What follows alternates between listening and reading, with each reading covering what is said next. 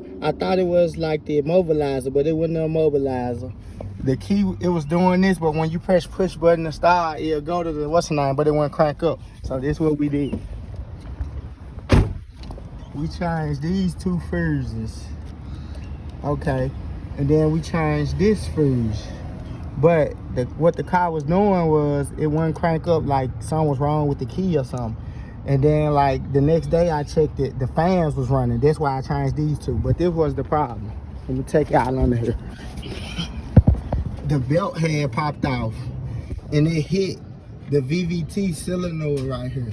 And it had stripped the wires on there. So what I did was put some electrical tape on the wires because the wires was touching and it was causing the fuse, the computer fuse to keep blowing.